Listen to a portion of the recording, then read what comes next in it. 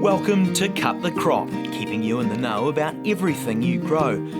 Researchers, growers and other interesting folk delivering insights and information on topics ranging from agronomy to profitability. Brought to you by the Foundation for Arable Research. Hello and welcome. My name's Alison Stewart and I'm your host of Cut the Crop. And we've got David Densley back with us again. And so we're going to talk about, actually more specifically about FAR's research work that we've been doing. And we know that FAR, has not necessarily had a strong focus on maize research over the last 4 or 5 years, and we've made a concerted effort over the last year to do more research and have it more relevant. And David has come on board, and I think that the momentum that's been created just in this last year has been really quite exciting. So today we've got the chance for David to talk to us about the research programme that he's overseeing and all of the exciting things that we're doing in this space. So take it away, David. Yeah, I think just before we jump into it, I just want to also acknowledge the team that do all the hard work here, right? Yeah. So, it's easy to come up and be in front of the camera, but behind the scenes are people that do all the hard work. And so that's Sam and Steve in the North Island. They do an amazing job. And then Owen in the South Island, we're going to sort of touch on some of the research we're doing in the South, maize research we're doing in the South Island as well, and Owen as well, and some of the other team around that. So I just want a big shout out to those guys because they do an amazing job. Jumping into our research, so just as a refresher, we when I came on board, we reviewed our research and along with support from the ARGs, and we developed a new maize research initiative that included 5 pillars, maize research pillars, and so that sort of shapes the research we do. Okay, so I just want to share briefly some of the research that we've got underway now. So some of it is brand new, and some of it is just ongoing testing of systems. So we've got Tamahiri, which a lot of people know. It's based in the Waikato. That's our North Island research station, and then we've gone out on farm as well. So we're actually now out on 5 farms through the Greater Waikato. So we've got research on farm also. And that's really exciting in itself because we're out sort of engaging with farmers at a farmer level. So it's fantastic. So that's a bit of an overview. So looking at Tamahiri, we've got 3 major focuses there, 4 major areas of research that we're looking at. Our long-term establishment, which has been ongoing. So there we're looking at conventional cultivation and we're comparing that with strip till and no-till. So there we want to look at the physical soil changes that are going on, understand what that means, and then measuring some outcomes out of that. So with all our research, obviously we measure yield, but we're also interested in gross margins. So what, different systems and what that means to gross margins.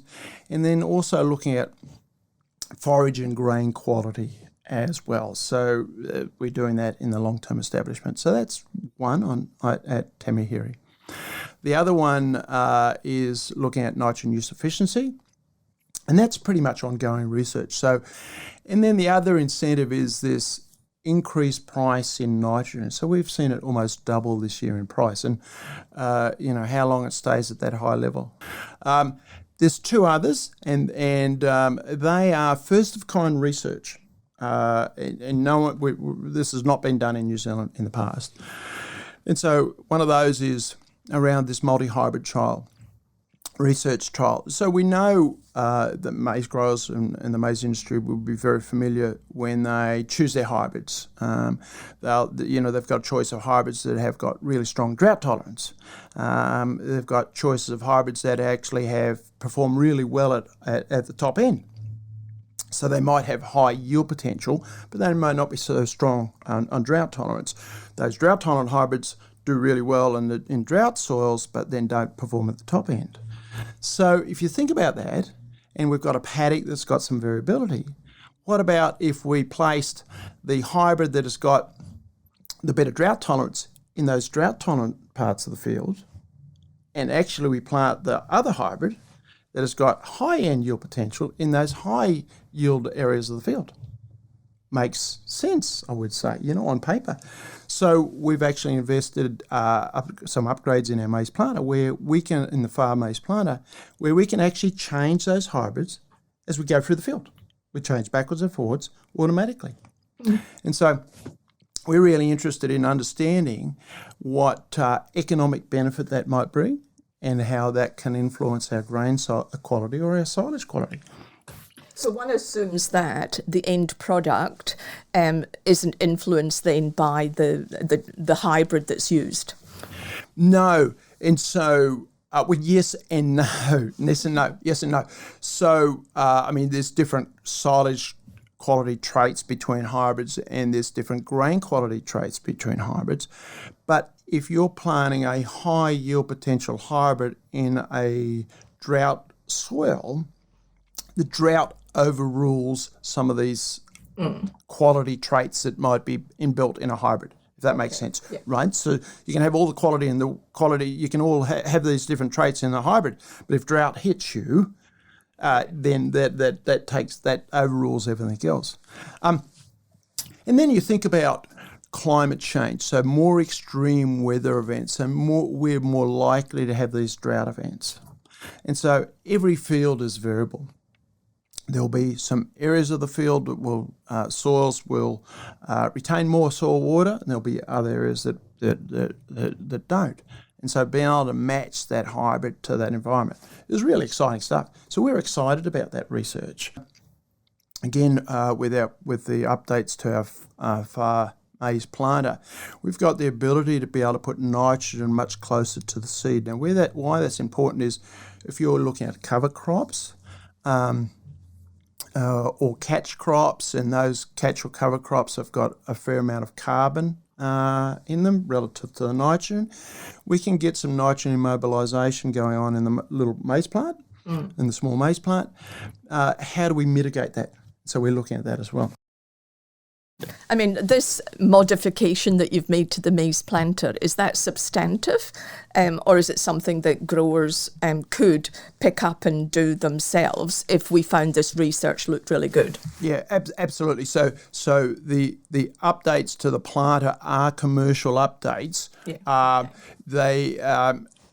Some of these newer technologies won't be used in New Zealand just yet, but absolutely, if we prove the concept, and there's some value in that to maize growers, then we will see an adoption of that technology, by other contractors or maize growers. Yeah.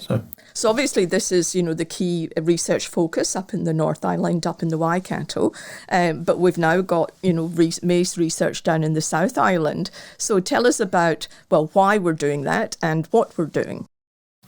And that's the other exciting thing is that we're stretching this out beyond traditional maize growing regions, if you like. So coming back to climate change and so what will happen in the future around temperature, and we've heard multiple times that temperatures are going to increase, right? So then maize, being a temperate crop, just loves the heat. And so we're going to have increasing temperatures down here in the South Island, and so it gives us the opportunity then to be able to grow more maize down here in the South Island. And I'm really excited about that. But is the practices that we use in the traditional maize growing regions, the maize production practices that we use in the traditional maize growing regions, is that applicable to the South Island, and particularly as we get into the cooler regions of the South Island, right? So traditionally you might not have been able to grow maize there, but now we can because of climate change. So we're looking at row width and population. So we're looking at, traditionally maize is grown in 76 centimetre row width. So we're going to narrow that down to 50 centimetres or 38 centimetres.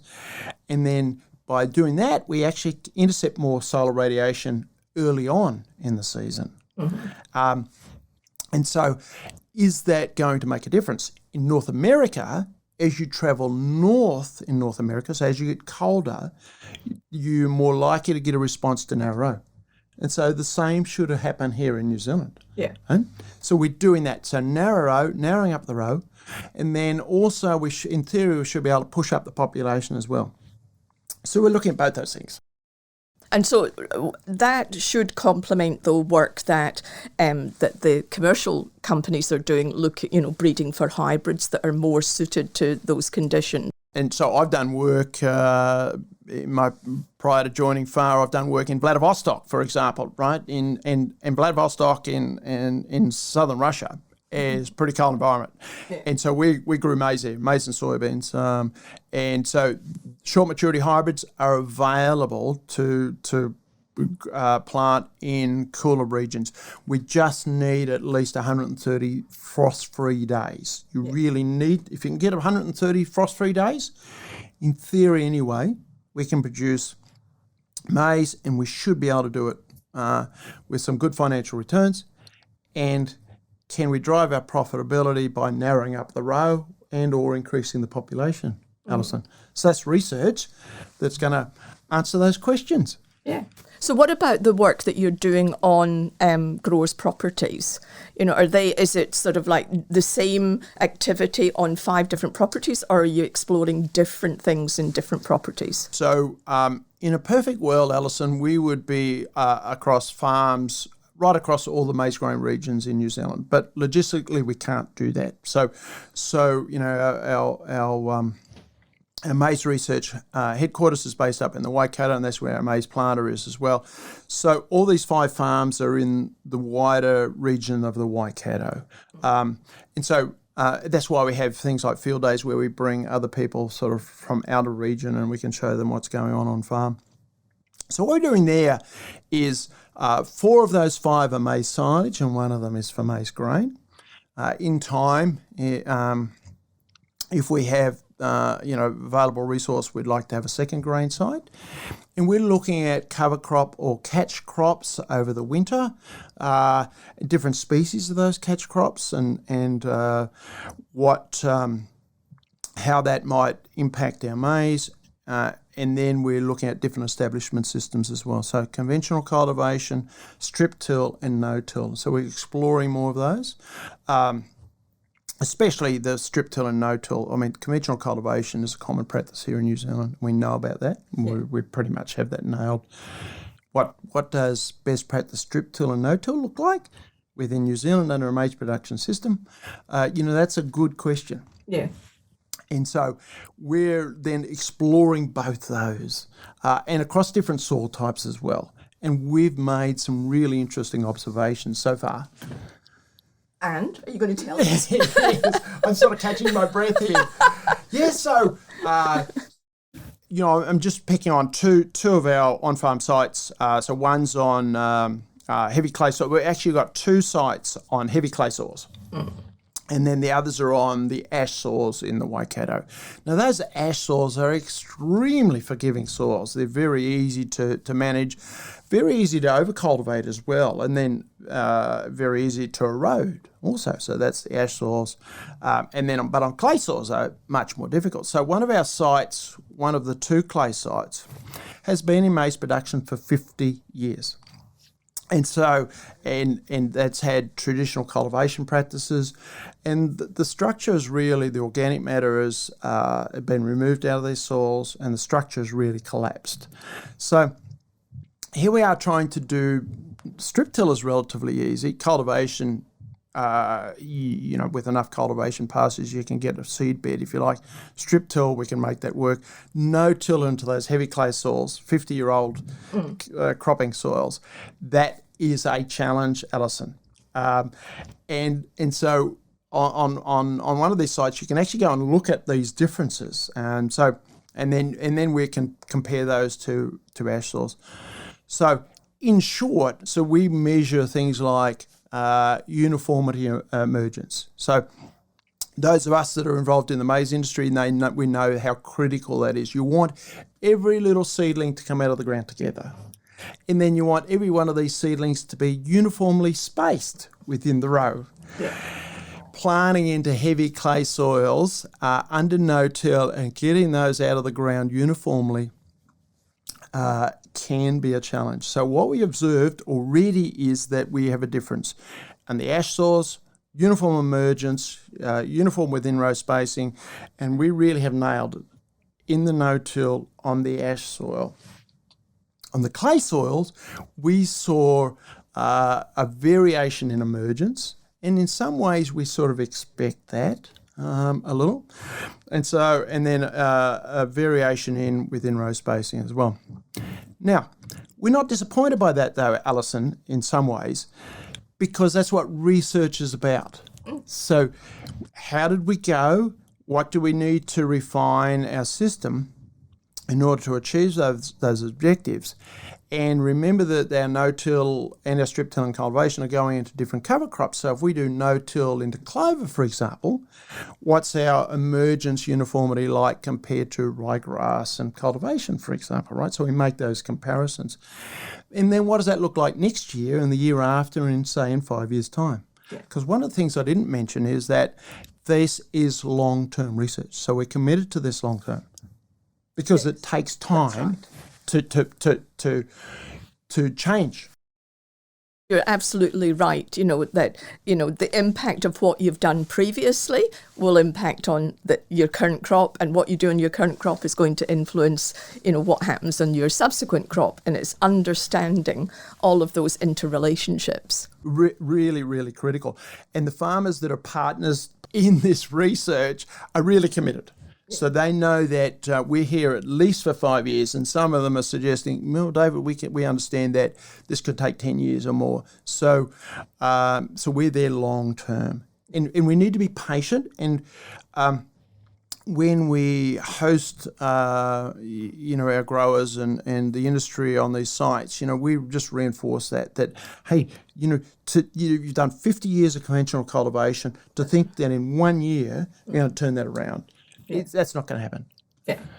I mean, great stuff. And I, fully agree. You don't turn things around overnight. You do have to understand, the time it takes to do things. So what about any other activities that we're involved in that you want to tell us about? Yeah, so I think I've covered most of the research. I think just within the research, we're obviously always doing gross margins and looking at forage and grain quality as well. That's a really critical part that we're looking at. So we've got our extension program out on farm, looking at those. And then we've got... we had to talk about having a field day in the South Island as well, looking at that narrow row that we talked about. So that's really exciting as well.